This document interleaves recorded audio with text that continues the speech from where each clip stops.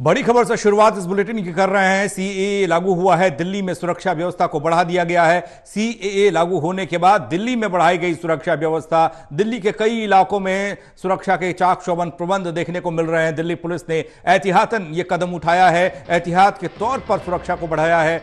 यमुना पार का इलाका, शाहीन बाग का इलाका, त्रिलोकपुरी, सीलमपुर में सुरक्षा को बढ़ाया गया है। नॉर्थ ईस्ट और साउथ ईस्ट दिल्ली में भी बढ़ाई गई सुरक्षा। दिल्ली पुलिस की साइबर विंग अलर्ट मोड पर है। गश्त पुलिसकर्मी करते नजर आए, सुरक्षा बल करता आया गश्त। और तस्वीरों के जरिए भी आप देख सकते हैं, सीए लागू होने के बाद दिल्ली में सुरक्षा व्यवस्था को बढ़ा दिया गया है। देखिए, जो 2020 में हुआ था काफ़ी अनफॉर्चुनेट था और वो हमारे नॉर्थ ईस्ट ज़िले में ही ज़्यादा उसका असर देखा गया था। लोगों में बहुत सारी मिसकंसेप्शन थी, बहुत सारी भ्रांतियाँ थी सीए एनआरसी को लेके। तो लॉ तो तब पास हो गया था 2020 में, 19 में, और आज संभावना है कि जो उनके रूल्स होते हैं, कोई भी जो लॉ होता है उसके रूल्स अलग से नोटिफाई होते हैं, तो उसके नोटिफिकेशन की संभावना है आज। तो हम लोग को थोड़ा सा आभास पहले से ही था, तो हम लोगों ने इसमें काफ़ी सारे, जो हमारी अमन कमेटी एक प्लेटफॉर्म होता है जिसमें दोनों कम्युनिटी के हम लोग रिस्पेक्टेबल्स को, लीडर्स को बुलाते हैं, उनसे बातचीत करते हैं। तो लगभग 29 मीटिंग्स हो चुकी हैं, जिसमें एक मीटिंग डिस्ट्रिक्ट लेवल पे और 28 मीटिंग हमारे पुलिस स्टेशन लेवल पे हो चुकी है। और हम लोगों ने बहुत कोशिश की है कि सभी ये जो पब्लिक आउटरीच है हमारा, सब लोगों से हम लोग बात करें और इस लॉ के बारे में जो भी इनकी मिसकंसेप्शन है उसको दूर करें। तो जो ये नोटिफिकेशन है, इससे सिर्फ कुछ जो हमारे पड़ोसी देश हैं, 3 देश हैं, वहाँ से जो लोग इंडियन सिटीजनशिप लेना चाहते हैं उनके लिए थोड़ी सहूलियत बढ़ जाएगी। इंडियन सिटीजन को पर से किसी को ना तो कुछ आ रहा है ना कुछ जा रहा है, कोई लेना देना नहीं है। तो ये सारी चीज़ें हम लोग ने क्लियर की है and we are everybody is on the same page. पर थोड़ा पब्लिक एश्योरेंस के लिए हम लोगों ने 2 दिन से फ्लैग मार्च किया अपने सारे संवेदनशील इलाकों में। और मेरे को आउटर फोर्स भी मिलेगी, कल से उम्मीद है मुझे कुछ आउटर फोर्स मिलेगी, उसके साथ भी हम लोग थोड़ा सा फ्लैग मार्च करेंगे। इसमें एक एक्सरसाइज हम लोगों ने और की कि एक डिटेल्ड मैंने एक लिस्ट बनाई थी क्रिमिनल्स की भी और कुछ ट्रबल मेकर्स की, और उनकी हम लोगों ने टैगिंग की है टिल द लास्ट मैन। जो मेरा बीट कांस्टेबल है या जो मेरा एसएचओ है, किस किस पे नज़र रखेगा, तो वो सब भी हम लोग कर रहे हैं, साथ के साथ उनकी एक्टिविटीज़ पे नज़र रखे हुए हैं। तो देश में सीएए लागू हुआ, नोटिफिकेशन जारी हो गया। राजधानी दिल्ली की बात करें तो यहां पर एहतियातन सुरक्षा व्यवस्था को चाक चौबंद कर दिया गया। अजीत जुड़ रहे हैं हमारे साथ, हमारे सहयोगी, उनके पास सीधे चलते हैं और जानने की कोशिश। अजीत, आप सुरक्षा व्यवस्था को बढ़ाया गया है, किस तरह की तस्वीर देखने को मिल रही है? क्योंकि सीएए को लागू करने को लेकर इससे पहले बहुत सारा विवाद होता भी दिखा, बहुत सारी भ्रांतियां भी थी। कई लोग इसे कह रहे थे कि सीएए लागू हो जाएगा तो ऐसी चीज हो जाएगी, नागरिकता छिन जाएगी। लेकिन अभी की तस्वीर बताइए।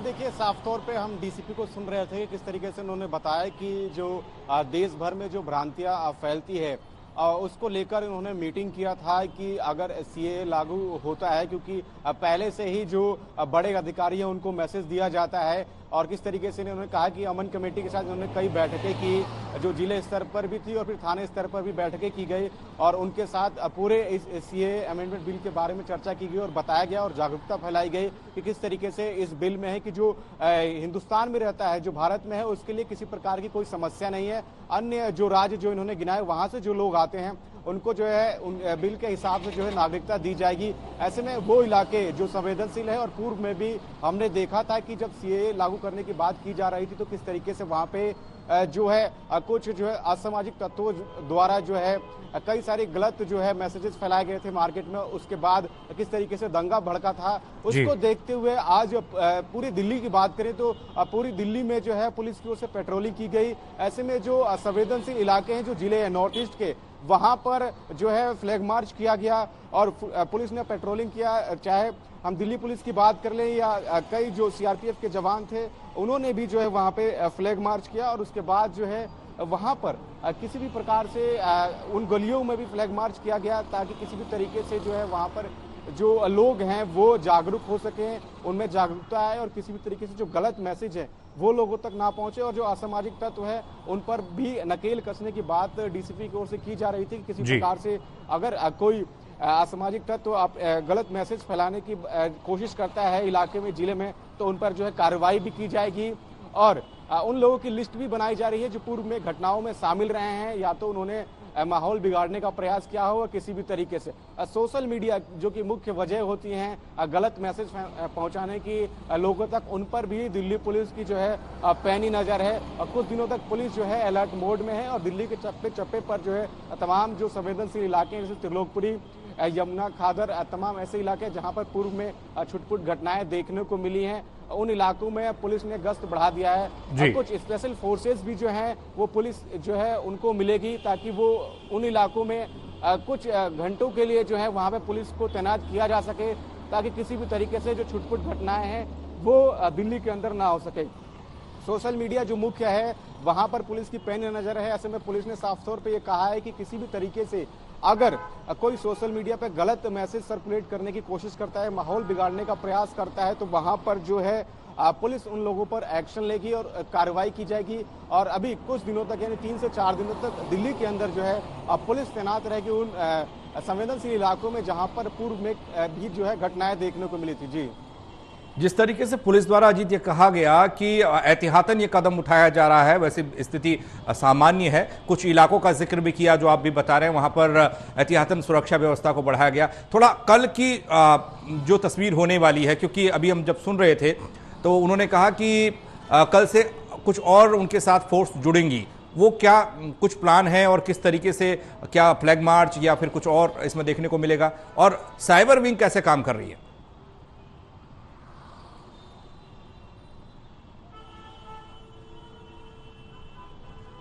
जी बिल्कुल, देखिए क्योंकि नॉर्थ ईस्ट इलाका है, यहाँ पर पहले भी कई छुटपुट जो है घटनाएं देखने को मिली है, चाहे वो धर्म से लेके हो या अन्य कारणों से हो। जो लोग हैं वो किस तरीके से भ्रांतियां फैलाते हैं और जिसके बाद छोटी सी कोई गलतफहमी बड़े जो है माहौल बिगाड़ने का रूप ले लेती है और कई लोगों की जानें भी चली जाती हैं। इसको लेकर उनकी ओर से ये कहा गया है और स्पेशल फोर्सेस की मांग की गई है जो जिले के उन इलाकों में तैनात रहेंगी जहां पर पूर्व में घटनाएं हुई हैं, चाहे वो सीआरपीएफ के जो जवान होंगे वो लगातार पेट्रोलिंग करते हुए रात के समय में भी नजर आएंगे।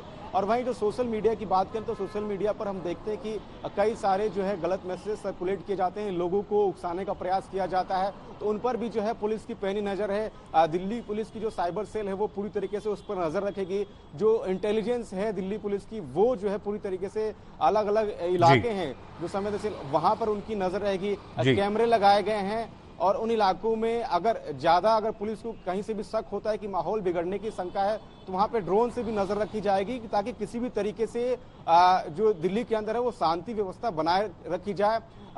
सीए आज लागू होने से पहले ही जो है 2 या 3 दिन पहले से ही दिल्ली पुलिस के जो तमाम जिले हैं वहां पर जो है मुख्यालय में बैठकें चल रही थी अमन कमेटी के साथ और अन्य जो लोग हैं उनके साथ, और इस बात पे चर्चा चल रही थी कि किसी भी तरीके से जो है जो जागरूकता है वो समाज में फैलाई जाए ताकि जब इस तरीके का बिल पास हो तो किसी भी तरीके से जो लोग हैं वो किसी के बहकावे में ना आए और जो शांति है वो दिल्ली में बनाए रखी जाए। और पूर्व में जो घटनाएं देखने को मिली थी नॉर्थ ईस्ट में उससे जो लोग हैं वो बचें, और इसीलिए जो है स्पेशल फोर्सेस की मांग की गई ताकि लगातार जो है, क्योंकि लोकसभा चुनाव भी है आने वाले दिनों में, तो उसको लेके कोई जो है दिल्ली के अंदर हिंसा ना बढ़ के जो एक लंबा रूप ले ले, उससे पहले ही पुलिस की ओर से एहतियातन तौर पे फोर्स की मांग की गई है जो कल से हमें देखने को मिलेगी। जो दिल्ली के अलग अलग इलाकों में जो है वो फ्लैग मार्च करते हुए नजर आएंगे, जो है जागरूकता फैलाते हुए नजर आएंगे। और पुलिस की ओर से स्पेशल फोर्स की मांग इसीलिए की गई है ताकि पूर्व में जो घटनाएं हैं उनसे बचा जा सके। जी अजीत, जो एक्सरसाइज पुलिस कर रही है खासकर कुछ चुनिंदा इलाकों में, यमुना पार का इलाका,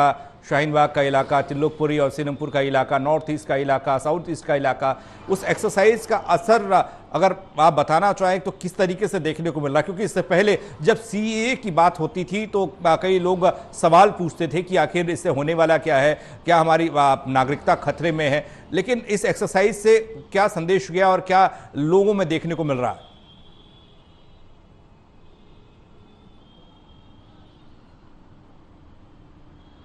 जी बिल्कुल, देखिए जब हमने पूर्व में देखा था कि जब सीए बिल जब पास हुआ था तो उस दौरान किस तरीके से शाहीन बाग में जो है बहुत दिनों तक लोग जो है वहाँ पे इकट्ठा हो गए थे, बैठ गए थे और इस बिल का विरोध करते हुए नजर आए थे।